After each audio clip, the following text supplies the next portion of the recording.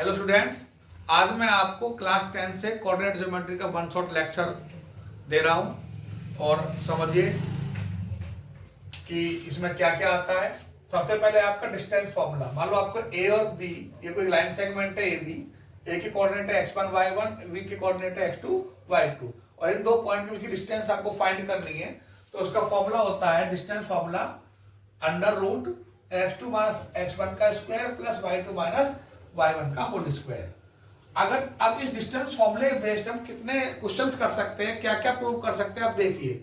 जैसे आपको coordinate prove करना 3 पॉइंट ए बी सी है और ए बी सी एक लाइन पर लाई कर रहे हैं। अगर लाइन पे लाई कर रहे हैं पूछेगा, इसका मतलब वो कोलिनियर होते हैं। लाइन पे लाई करना तो कैसे प्रूव करोगे आप? अगर आपका ए बी डिस्टेंस निकालें, यहाँ पर बी सी डिस्टेंस निकालें और ए सी तीनों निकालें। अगर A B plus B C यानी कि ए बी के बीच की डिस्टेंस बीसी के बीच की डिस्टेंस इक्वल आ जाए एसी के बीच की डिस्टेंस के, तो हम कहेंगे कि A B and C are collinear यानी कि लाई ऑन द लाइन। ऐसे ही आपको डिस्टेंस फॉर्मूले से क्या प्रूव कर सकते हैं? एक ट्राइंगल है और इस ट्राइंगल में कैसे आप प्रूव करेंगे कि वो आइसोलेस ट्राइंगल है, इक्विलेटरल ट्राइंगल है, राइट ट्राइंगल है, तो वो भी मैं आपको बता देता हूं। कोई भी दो डिस्टेंस इक्वल आ जाए, ए बी ए सी आ जाए, ए बी बी सी आ जाए, बी सी ए सी आ जाए, अगर दो डिस्टेंस इक्वल आ रही है तो आप कहेंगे वो ट्राइंगल क्या है? आइसोलेस ट्राइंगल है। ठीक है। अब पूछे कि इक्वेटर क्या है? सेम उसी की तरह तीनों डिस्टेंस इक्वल आ जाए, A B A C B C तीनों डिस्टेंस इक्वल, हम कहेंगे वो इक्विलेटरल ट्रायंगल है। राइट ट्रायंगल के लिए क्या करते हैं? अगर मान लो बी पे 90 बन रहा है तो ए सी आपका हाइपोटेन्यूज हो जाएगा, तो दो छोटी साइडों का स्क्वायर, कोई भी दो छोटी साइड जैसे A B square plus B C square equal आ जाए ए सी स्क्वायर, ये स्क्वायर है, तो आप क्या कहेंगे? Then triangle ABC is right triangle. तो राइट ट्रायंगल का समझ में आ गया। अब उसी तरीके से क्वाड्रिलेटरल के अंदर आ जाइए। कौन सा क्वाड्रिलेटरल है? तो सबसे पहले आपको बताना है पैरेललोग्राम। तो अगर कोई भी अपोजिट साइड्स जैसे ए बी सी डी के इक्वल आ जाए, बी सी ए डी के इक्वल आ जाए, ए बी सी डी के और बी सी ए डी के, तो हम क्या कहेंगे? A B C D is parallelogram.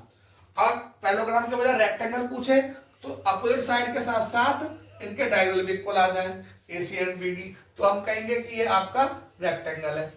उसी तरीके से अगर चारों साइड इक्वल आ गई तो ये रोम्बस है, और चारों साइड इक्वल आने के साथ साथ डायगोनल इक्वल आ गए एसी और बीडी, तो हम कहेंगे ये स्क्वायर है। ठीक है।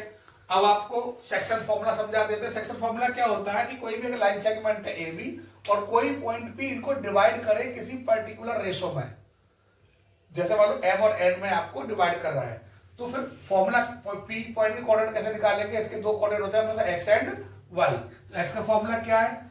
mx2 plus nx1 upon m plus n।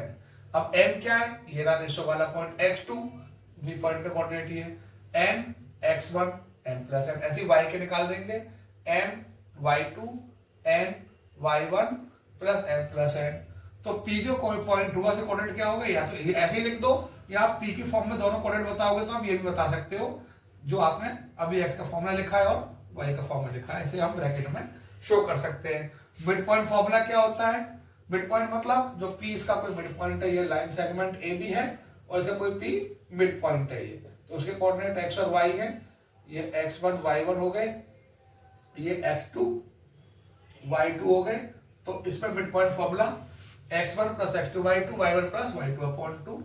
P के कोऑर्डिनेट आप ऐसे लिख सकते हैं फॉर्मूले में इस तरीके से। अब सेंट्रोइड ऑफ ट्रायंगल पूछ सकता है, तो सेंट्रोइड ऑफ ट्रायंगल में 3 पॉइंट है ये ए बी सी के, तो x1 plus x2 plus x3 y3 y1 plus y2 plus y3 y3, ये सेंट्रोइड ऑफ द ट्रायंगल हो गया। अब आपको मैं क्वेश्चन करा देता हूं। Find the distance between p -67 and q -15। Distance फॉर्मूले से हम इनका डिस्टेंस फाइंड कर सकते हैं दो पॉइंट के बीच की। डिस्टेंस फॉर्मूला होता है आपका x2 माइनस x1 का square plus y2 minus y1 का होल स्क्वायर। अब x2 क्या आपके पास? ये x1 y1 है, ध्यान रहे ये x1 y1 होते हैं, ये x2 y2, तो x2 का -1 और माइनस क्या करना? -6, तो +6 हो जाएगा। जब हमारे पास पहले माइनस है और ये माइनस की वैल्यू क्या हो जाएगा? प्लस। y2 क्या है? -5 -7 का होल स्क्वायर। ठीक है, समझ में आ गया ना? x2 माइनस x1 का स्क्वायर, y2 माइनस y1 का होल स्क्वायर। 6 में से बन गया तो 5 का स्क्वायर प्लस -7 -5 -12 का होल स्क्वायर। अब अंडर रूट में 5 का स्क्वायर 25 प्लस माइनस 12 का स्क्वायर 144, तो यहाँ 169 और 169 का रूट होता है 13। ऐसे में एक और क्वेश्चन करा रहा हूँ आपको, find A point on x axis. Suppose करो एक्स एक्सिस पर कोई पॉइंट पी है जिसके कोऑर्डिनेट हो गए x 0। ध्यान रहे एक्स एक्सिस की बात कर रहे हैं तो y का 0 होगा, जो इक्वल डिस्टेंस है a और b से। सपोज करिए ये a पॉइंट है और ये b पॉइंट है, दोनों से इसकी डिस्टेंस इक्वल है। 2 -5 इसके कोऑर्डिनेट है, b के -2 और 9 कोऑर्डिनेट है। तो आप डिस्टेंस फॉर्मूले से आप प्रूव कर सकते हैं। अब आपको पता है इक्वल डिस्टेंस बोला है एक्स एक्सिस से a को और b को, तो यहाँ पर AP इक्वल टू क्या होगा, PB होगा। अब AP क्या है, डिस्टेंस निकाल देंगे आप a और p के बीच की, तो x -2 का होल स्क्वायर हो जाएगा, y +5 का स्क्वायर, और ये 0 + 5 का होल स्क्वायर हो जाएगा। ऐसे BP कर देंगे तो BP में x और माइनस करने को माइनस माइनस प्लस हो गए, और ये 0 - 9 का होल स्क्वायर हो जाएगा। अब इसका होल स्क्वायर खोलेंगे तो x² + 4 - 4x + 25। इधर इसे भी खोल दो, x² + 4 + 4x मतलब a² + b² + 2ab, और 9 का स्क्वायर हो जाएगा 81। अब स्क्वायर बोथ साइड से रूट कट जाएगा, तो यहाँ बचेगा x² - 4x, 25 और 4 ये हो गया 29, ये भी x² + 4x + 85। x² से x² कट गया, 4x 4x इधर आके हो गए -8x, और ये 85 - 29, तो ये हो गया आपका 6, और यहाँ आ गया आपका 7 में 2 गया तो 556। तो x की वैल्यू -8, 8 से 56, x की वैल्यू -7। तो पॉइंट जो आपका क्या आया था P, तो P पॉइंट के जो कोऑर्डिनेट हो गए वो -70 हो गए। यही आपका आंसर है। अब एक क्वेश्चन और ले लेते हैं। ये आपका सैंपल पेपर मैंने तैयार किए हैं इंपॉर्टेंट क्वेश्चन से, तो उनमें से ये क्वेश्चन लिया है। पहले 2 क्वेश्चंस मैंने आरडी से थे, अभी सैंपल पेपर से ले रहा हूं मैं, जो आपको मैं अटैच करूंगा वीडियो के लास्ट में, तो ध्यान से समझना, बहुत ही इंपॉर्टेंट क्वेश्चन है। If coordinates of the end point of diameter of the circle are ये and the coordinate of the centre is this, then the coordinate of the other end of the diameter are ये। कह रहे हैं ये एक circle है, ये centre हो गया और ये एक डायमीटर है, तो इस डायमीटर के एक एंड की कोऑर्डिनेट तो आपको पता है 2 3 है, और जो इसका कोऑर्डिनेट ऑफ सेंटर है, सेंटर मतलब ये, वो कोऑर्डिनेट आपको गिवन है -2 5, और अदर एंड के आपसे पूछे गए हैं, तो उनको मैं x और y लेट कर लेता हूं। ठीक है, क्वेश्चन समझ में आया। एक सर्कल है जिसमें एक डायमीटर दिया, इसके एक एंड के पॉइंट गिवन है 2 3, अदर एंड के पूछे गए हैं, और सेंटर आपको गिवन है। तो जब सेंटर गिवन है तो that is the mid point of the line segment AB एक लाइन सेगमेंट भी है, तो मिड पॉइंट फॉर्मूला से आप कर देंगे। तो मिड पॉइंट फॉर्मूला क्या होता है, x = x1 + x2/2। ठीक है, और x1 की वैल्यू क्या है 2, x2 की वैल्यू क्या है x/2, तो ये x आ जाएगा। ऐसे यहां पर हम y का लगा देंगे formula, y1 + y2/2 mid point formula. अच्छा, x की वैल्यू गिवन भी है, यहां पर जो मिड पॉइंट फॉर्मूला दिया है x और y है ना, ये आपके x1 y1 हो गए, ये x2 y2 हो गए। ध्यान देना है x1 y2। अब x की वैल्यू क्या गिवन है आपको 2 गिवन है, क्रॉस मल्टीप्लाई करेंगे तो 2 + x = 4, तो x की वैल्यू आ गई 4 - 2, यानी कि आंसर आ गया 2। अच्छा, जो मिड पॉइंट है ना, x का कोऑर्डिनेट -2 दिया है, तो अब ध्यान देना, पहले मैं 2 बोल दिया शायद, तो ये -2 है। x की वैल्यू, x1 आपका क्या है 2, और x2 क्या आपका x/2, क्रॉस मल्टीप्लाई करेंगे तो -4 हो जाएगा। क्या आ गया -4, और ये 2 + x है।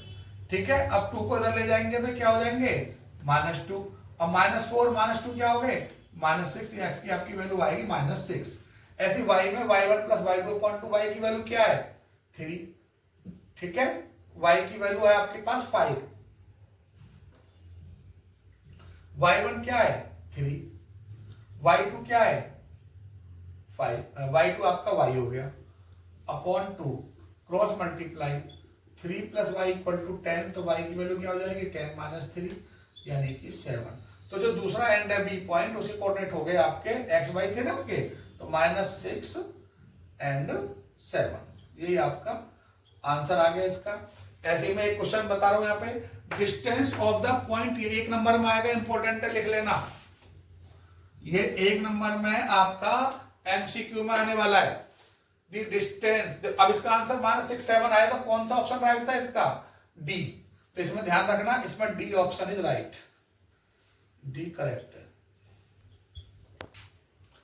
The distance of the point ये फ्रॉम द एक्स एक्सिस, ये बड़ा इंपॉर्टेंट क्वेश्चन है, 1 नंबर का हमेशा एग्जाम में आता है। आपको इस पॉइंट की डिस्टेंस बतानी है एक्स एक्सिस से। देखो ये एक्स एक्सिस होती है, ये वाई एक्सिस, तो अगर हम इस पॉइंट को प्लॉट करेंगे एक्सिस पर, तो एक्स नेगेटिव इधर होता है 1 2 3 माइनस का, और वाई पॉजिटिव पर रहेगा 4, तो कोऑर्डिनेट हो गई है। अब एक्स एक्सिस से इसकी डिस्टेंस क्या होगी ऊपर 4, तो आंसर इज 4, तो सी इज करेक्ट। सी ऑप्शन आपका क्या हो गया, करेक्ट हो गया, यानी कि इसकी डिस्टेंस हो गई 4। अब एक क्वेश्चन ये वेरी शॉर्ट में है, if the distance between point ये एंड ये 10 कोऑर्डिनेट है, ये इज 5, मतलब आपको एक लाइन सेगमेंट है ए बी, जिसमें ए के कोऑर्डिनेट गिवन है आपको 4 के, बी के कोऑर्डिनेट गिवन है आपको 10, और डिस्टेंस इनके बीच की दी है 5, जिसको हम डी बोलते हैं। तो आपको के फाइंड करना है। तो डिस्टेंस फॉर्मूला क्या होता है आपका, x2 माइनस x1 का whole square, y2 minus y1 का होल स्क्वायर। x2 क्या है यहाँ पर 1, ये आपको पता है, x1 y1 x2 y2, तो 1 माइनस x1 आपका 4 हो गया। y2 क्या है 0 और k, उसका होल स्क्वायर हो गया, और डिस्टेंस गिवन है आपको 5। अब स्क्वायर बोथ साइड कर दें,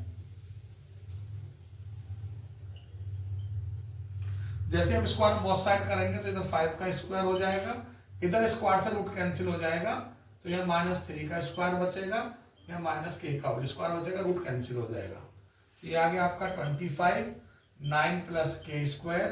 अब 25 से 9 माइनस करेंगे तो k स्क्वायर आएगा, तो k स्क्वायर की वैल्यू आ गई 16, और k की वैल्यू आ जाएगी √16 प्लस माइनस। ध्यान रहे जब भी रूट लगाते हैं तो प्लस माइनस लगा देते हैं 4 के, ये नेगेटिव और पॉजिटिव कोई भी वैल्यू हो सकती है।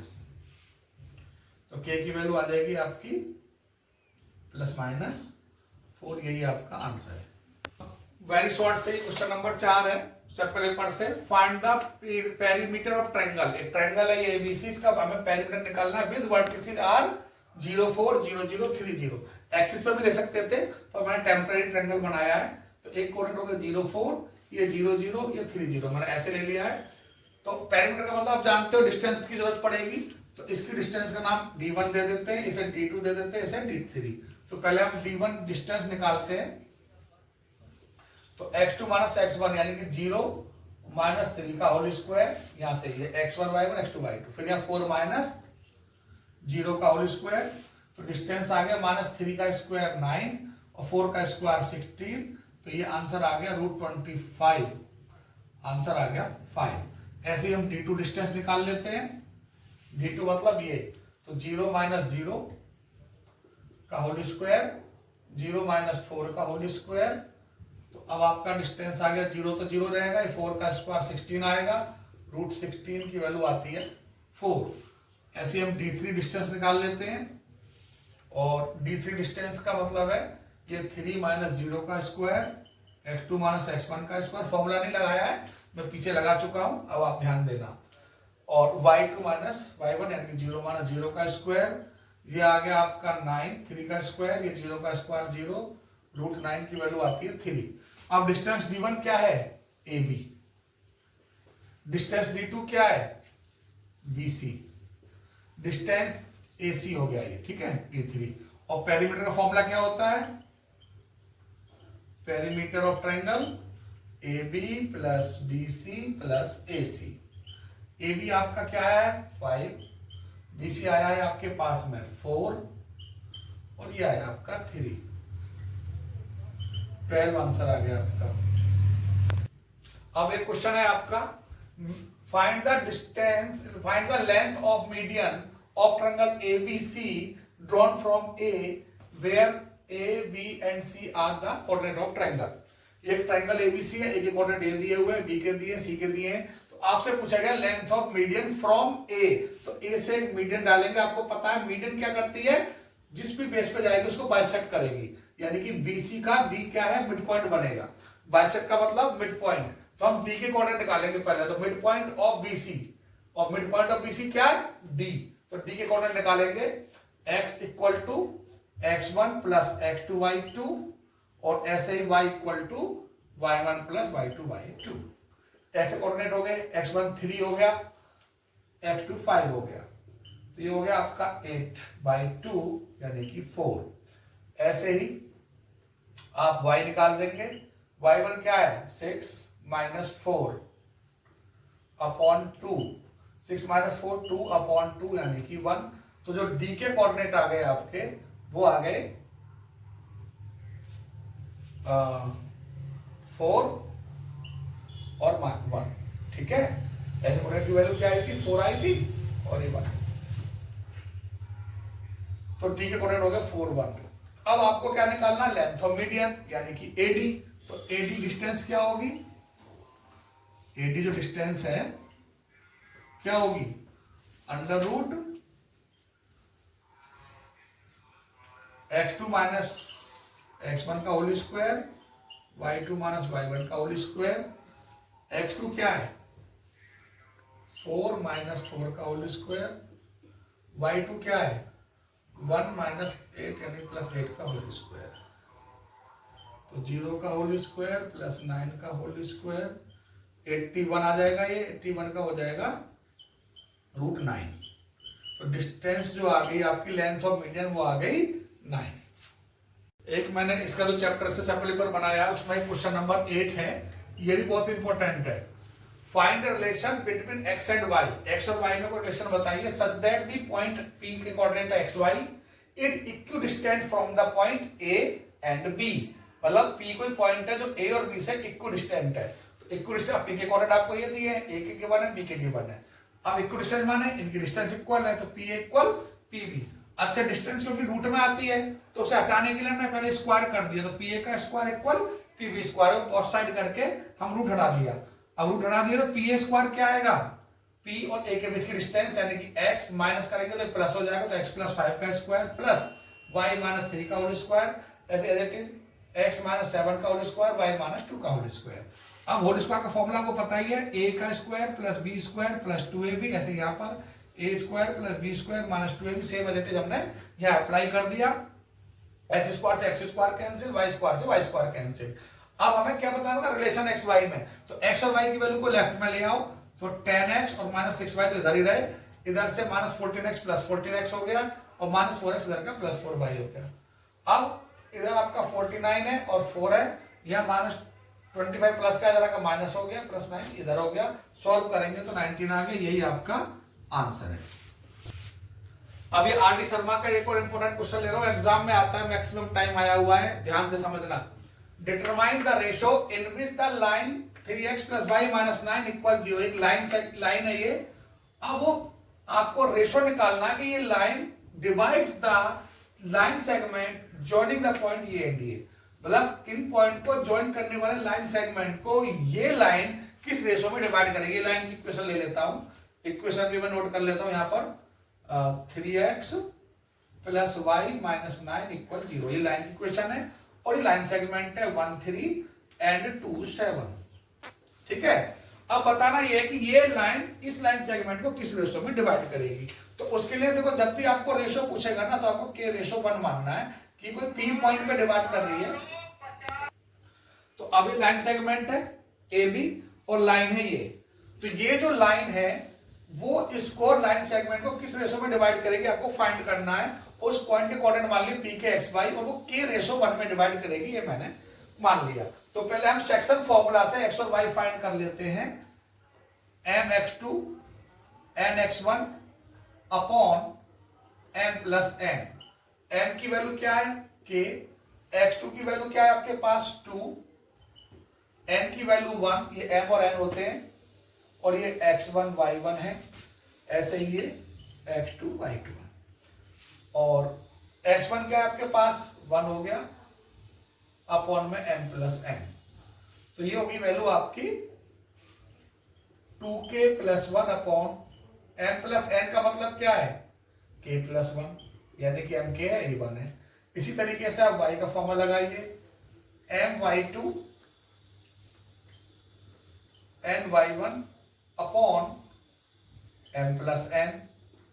अब ये तो y है ही आपका, m क्या है k, y2 क्या है 7, n1 y1 3 upon k plus 1।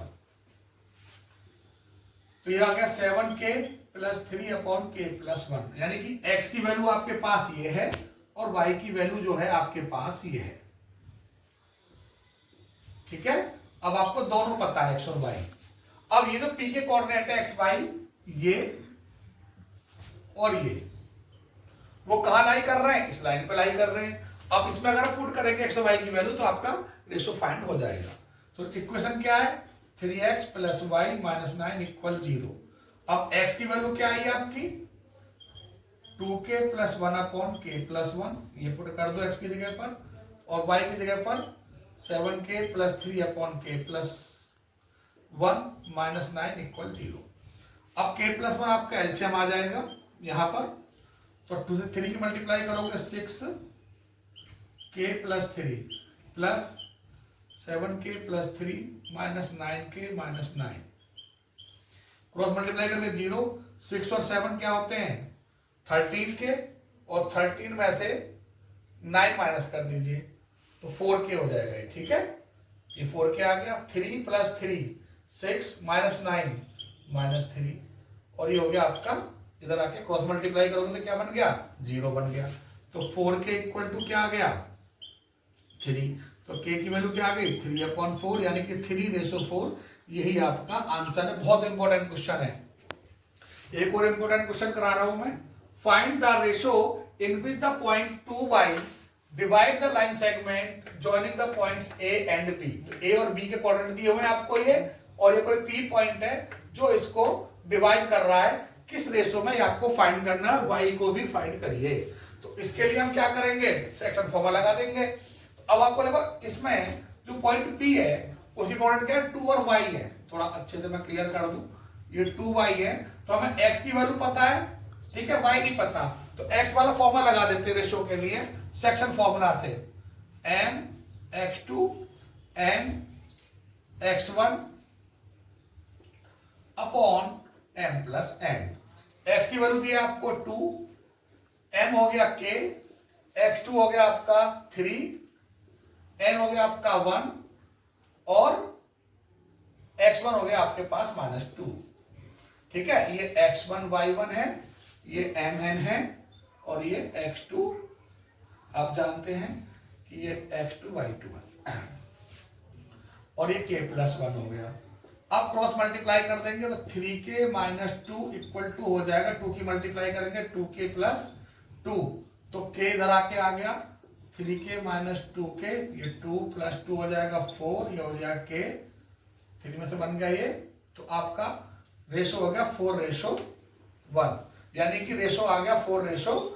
अब y वाला फॉर्मूले से आपका y फाइंड हो जाएगा, तो m y2 n y1 upon m plus n, m आपका k हो गया, y2 क्या है, y2 की वैल्यू 7 दी हुई है, n1 y1 2 upon k plus 1।